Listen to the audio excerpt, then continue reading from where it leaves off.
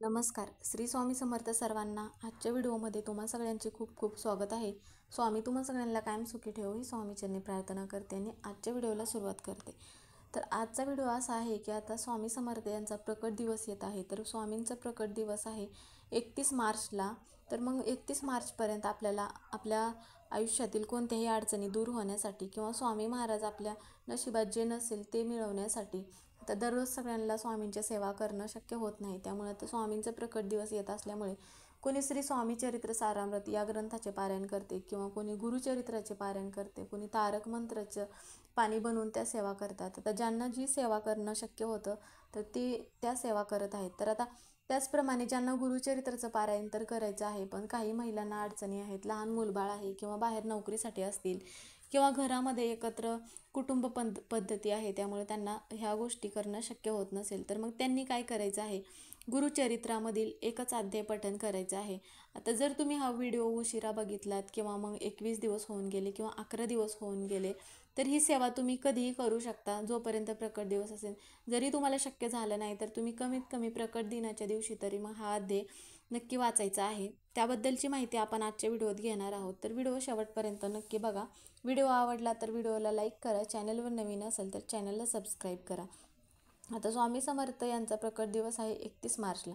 तर बऱ्याच जणांनी 21 दिवसाची सेवा चालू केली असेल किंवा काहींनी पारायण चालू केले असेल श्री स्वामी चरित्र सारामृताचे. ज्यांना पारायण करणं शक्य होत नाही त्यांनी मग स्वामींच्या ह्या ज्या सेवा आहेत तर ह्या सेवा करायच्या आहेत. म्हणजेच की श्री स्वामी समर्थ नामाचा जप करायचा आहे. श्री स्वामी चरित्र सारामृत या ग्रंथातील दररोज 3 अध्याय पठण करायचे आहेत. आता अशक्य ही शक्य करतील स्वामी असे म्हटले जाते, त्यामुळे स्वामी अशी कोणतीच गोष्ट नाही की ती शक्य करत नाहीत.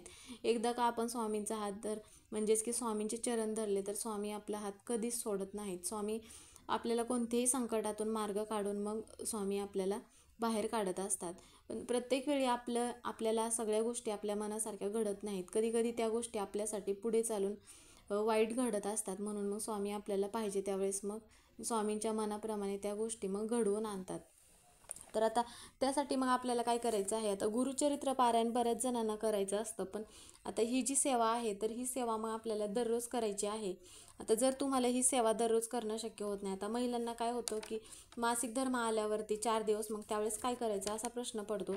पण ज्यावेळेस महिलांना मासिक धर्म येईल त्यावेळेस मग 4 दिवस वगळायचे आहेत आणि परत तुम्ही ही सेवा चालू करू शकता. त्यासाठी जास्त काही नियम नाहीत किंवा अटी वगैरे नाहीत.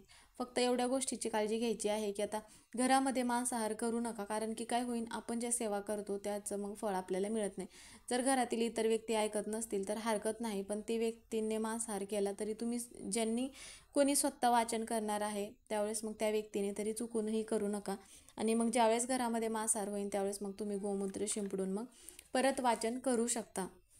तर आता वाचन करण्या अगोदर मग काय करायचं आहे, आता जर तुम्ही उद्या वाचनाला सुरुवात करणार आहात तर मग आदल्या दिवशी काय करायचं आहे की मग तुम्ही मंदिरामध्ये जायचं आहे. आता स्वामी समर्थाचं मंदिर असेल किंवा दत्त महाराजांचं मंदिर असेल, जर मंदिर नसेल जवळ तरीही हरकत नाही. मंदिरामध्ये जात असताना एक नारळ घ्यायचा आहे आणि खडीसाखर घेऊन जायचं आहे.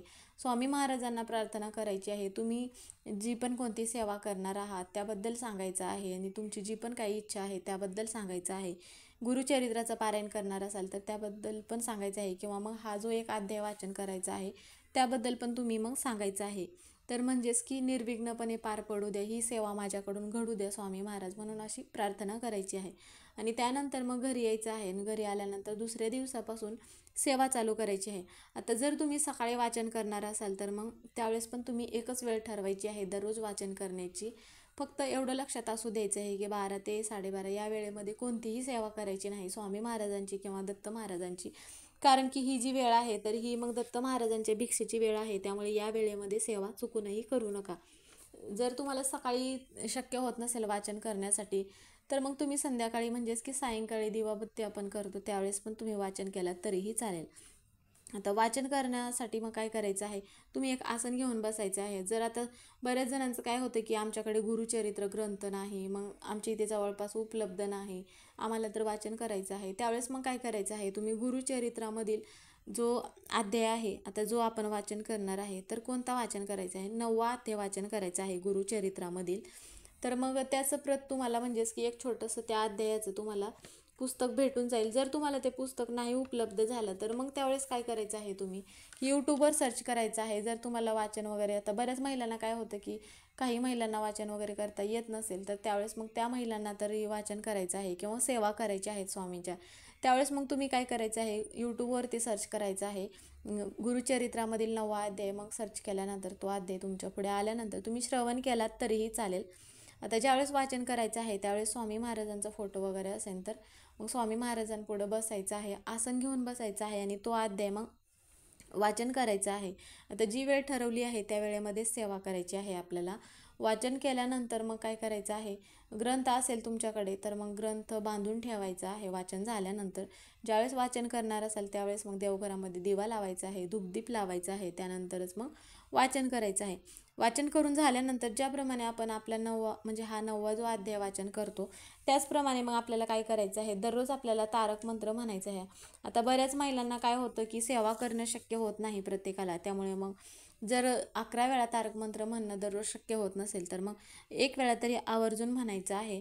आणि त्यानंतर मग काय सेवा करायची आहे की श्री स्वामी समर्थ हा जो नामस्मरणाचा म्हणजे नामजप आहे स्वामींचा, ही स्वामींची सगळ्यात आवडती सेवा आहे. त्यामुळे मग ही एक सेवा न चुकता करायची आहे सकाळ संध्याकाळ. आता ज्यांना सकाळी वेळ भेटत नसेल त्यांनी मग संध्याकाळी केलात तरीही चालेल, पण त्यावेळेस पण नामस्मरण करताना आपण देवघरामध्ये दिवा प्रज्वलित करूनच नामस्मरण करायचं आहे. आणि मग ही जी सेवा आहे तर प्रकट दिनापर्यंत करायचं आहे. आता बऱ्याच वेळा 11 माळी जप करणं होत नाही, त्यामुळे तुम्ही 1 माळ जरी जप केलात तरीही चालेल.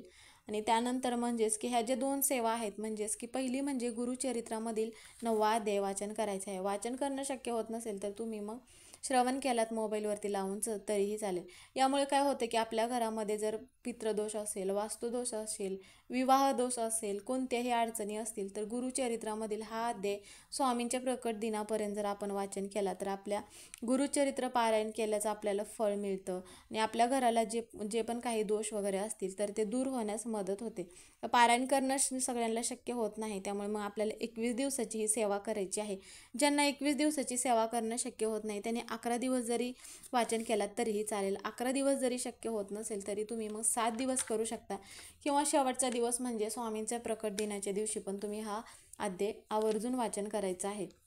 आणि मग ह्या ज्या सेवा आहेत ह्या सेवा केल्यामुळे आपल्या घरातील ज्या पण काही समस्या आहेत तर त्या समस्या दूर होतात. तर हा अध्याय कोण वाचू शकते, तर घरातील कोणतीही व्यक्ती हा अध्याय वाचन करू शकते.